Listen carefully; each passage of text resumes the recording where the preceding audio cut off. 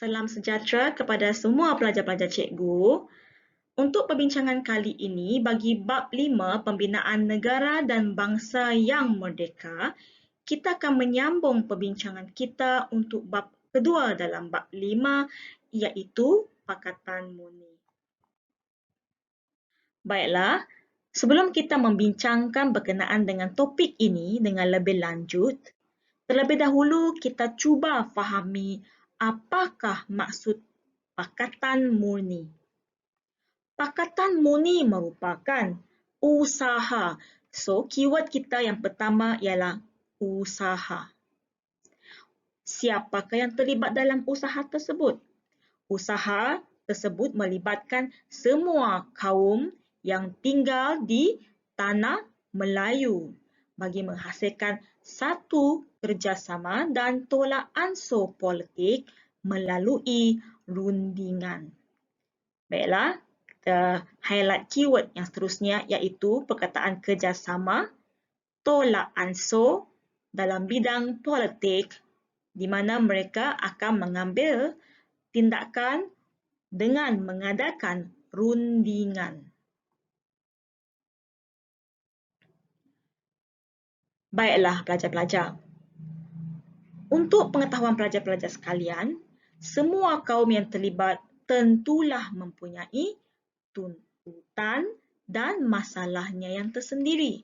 Tuntutan maksudnya permintaan. Masalah maksudnya mereka inginkan sesuatu demi membaiki kehidupan mereka, demi menaik tarafkan taraf hidup mereka sendiri. Oleh itu, Pakatan Murni merupakan satu jalan penyelesaian untuk menyatupadukan pelbagai kaum di tanah Melayu pada ketika itu. Kita highlight keyword yang kedua bagi maksud Pakatan Murni. Maka Pakatan Murni merupakan satu jalan penyelesaian menyatupadukan pelbagai kaum. Seterusnya kita akan melihat kepada usaha-usaha yang diambil bagi mengadakan Pakatan Murni. Antaranya dengan menubuhkan jawatan kuasa hubungan kaum, pembukaan keahlian UMNO kepada orang bukan Melayu, menubuhkan Parti Kemerdekaan Malaya, menubuhkan persidangan kebangsaan dan menganjurkan konvensyen kebangsaan. Baiklah pelajar-pelajar sekalian, kita sudah mengetahui bahawa terdapat 5 usaha-usaha yang diambil bagi mengadakan Pakatan Murni. Maka dengan itu ada baiknya jika kita cuba memahami dan membincangkan usaha-usaha tersebut secara ringkas, bermula dengan penubuhan jawatan kuasa hubungan antara kaum.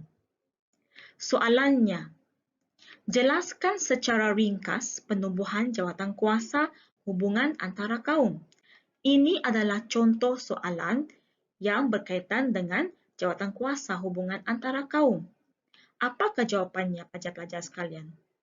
Kita boleh mulakan jawapan kita dengan memberitahu ataupun kita menjelaskan bilakah dan di manakah jawatan kuasa ini ditubuhkan. Jawapannya, jawatan kuasa hubungan antara kaum ditubuhkan pada bulan Januari 1949 di Pulau Pinang. Jawatan kuasa tersebut dianggotai oleh orang Melayu dan orang Cina. Orang Melayu bernaung di bawah Pertubuhan Kebangsaan Melayu Bersatu atau UMNO, manakala orang Cina pula diwakili oleh Persatuan Cina Malaya atau MCA. Pelajar-pelajar tahu tak apa maksud bernaung? Bernaung tu maksudnya mereka diketuai, dilindungi oleh seseorang ataupun sesebuah badan ataupun persatuan. Seterusnya, soalan yang kedua.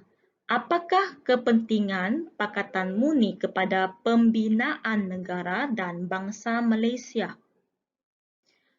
Pakatan Muni merupakan satu titik permulaan kerjasama pelbagai kaum.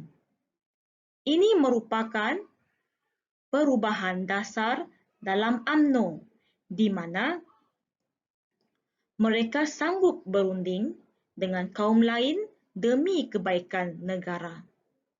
Pakatan Muni merupakan satu pendekatan baru dalam arena politik. Okey, beberapa siri rundingan telah diadakan di antara UMNO dan jawatankuasa hubungan antara kaum. Rundingan itu bermaksud mereka mengadakan perbincangan, meeting. Maka hasilnya daripada rundingan tersebut, kelas, beberapa perkara telah dipersetujui.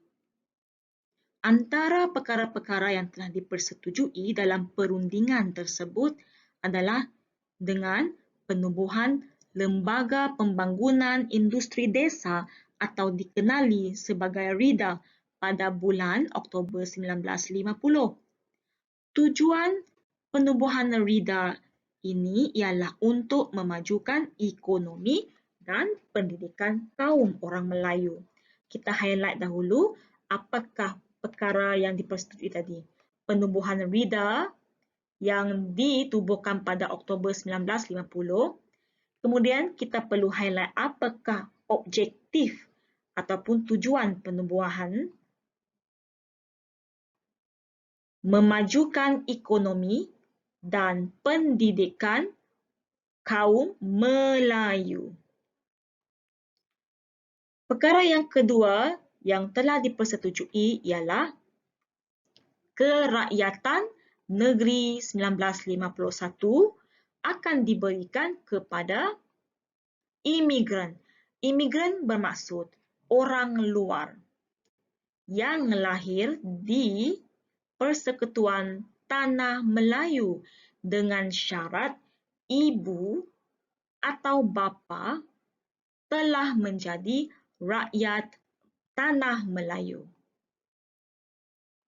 Perkara yang ketiga, pilihan raya akan diadakan pada masa yang sesuai di peringkat bandar, negeri dan persekutuan.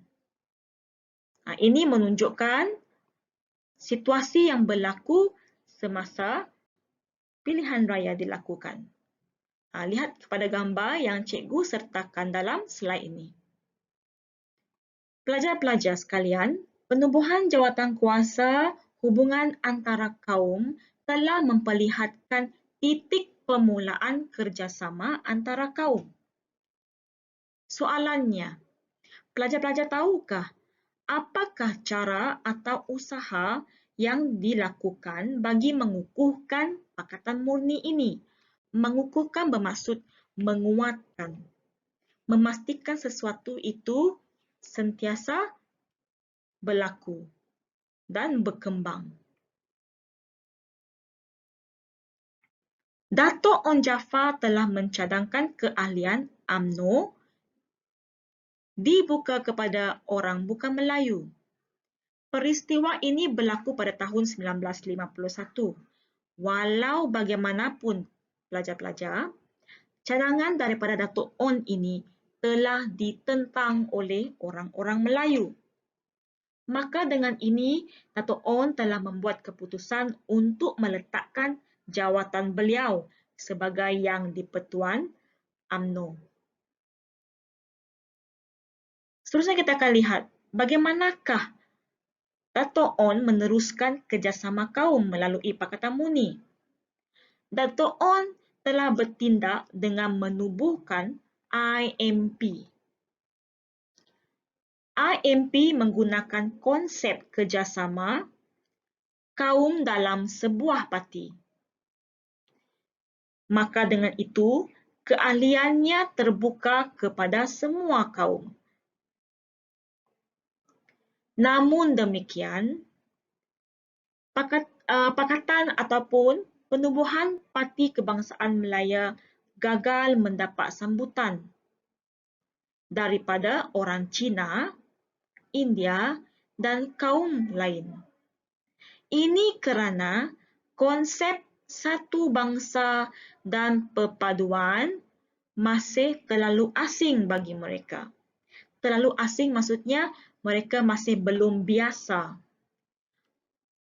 Nilai perpaduan dan konsep satu bangsa bagi mereka masih berada di luar zon selesa mereka. Itu maksudnya terlalu asing.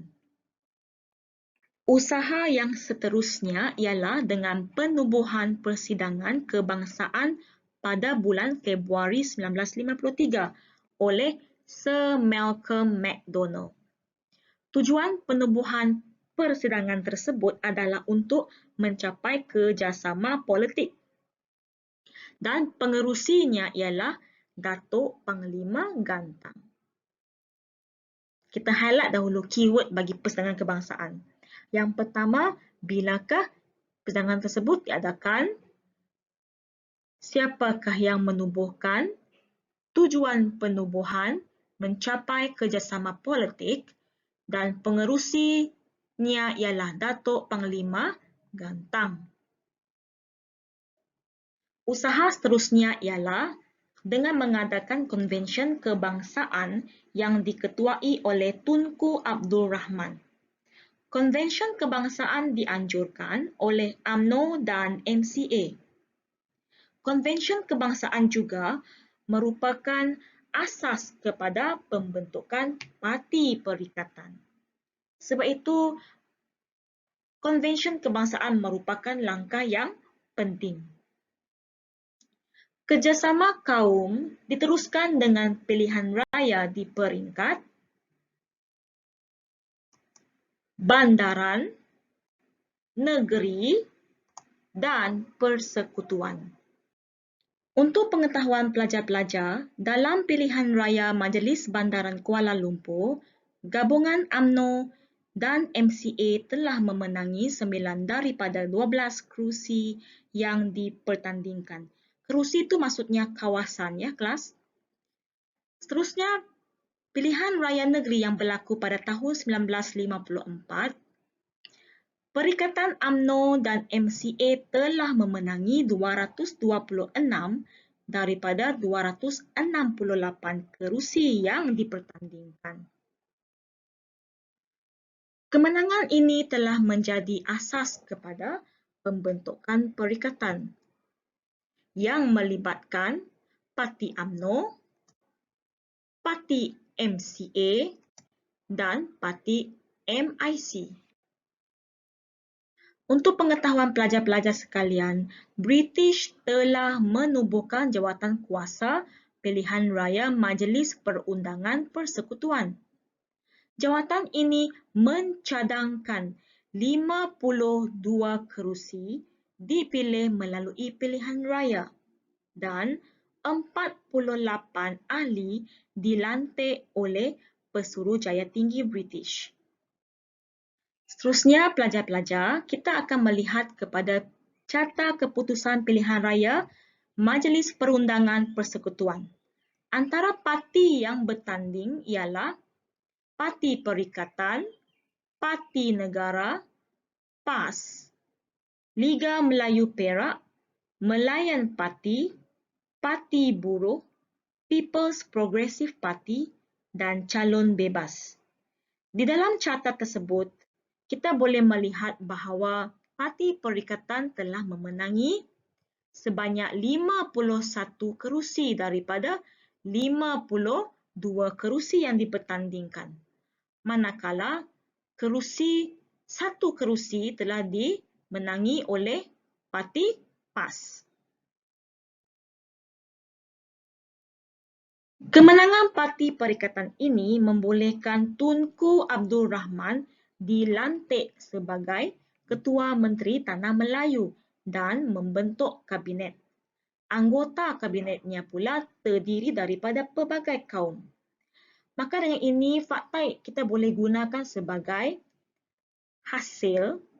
Kita boleh juga gunakan bagi menjawab soalan kesan daripada kemenangan Parti Perikatan. Antaranya, Tunku Abdul Rahman dilantik sebagai Ketua Menteri Tanah Melayu, pembentukan kabinet, dan ahli kabinet yang dilantik terdiri daripada pelbagai kaum. Kemenangan Parti Perikatan juga membolehkan Tunku Abdul Rahman selaku Ketua Parti Perikatan dan Ketua Menteri Tanah Melayu mengetuai rombongan ke London. Rombongan ke London ini adalah untuk berunding dengan pihak British tentang kemerdekaan Tanah Melayu. Itu adalah tujuan mengapa rombongan ini dilakukan di London. Seterusnya, Tunku Abdul Rahman telah membuat pengisytiharan tarikh kemerdekaan Tanah Melayu pada 31 Ogos 1957 di Bandar Hilir, Negeri Melaka. Kesimpulannya, Pakatan Muni telah diterima baik oleh pelbagai pihak, di mana mereka telah bekerjasama bagi mencapai tuntutan kemerdekaan Tanah Melayu. Setakat ini saja perbincangan kita. Sehingga bertemu lagi pelajar-pelajar.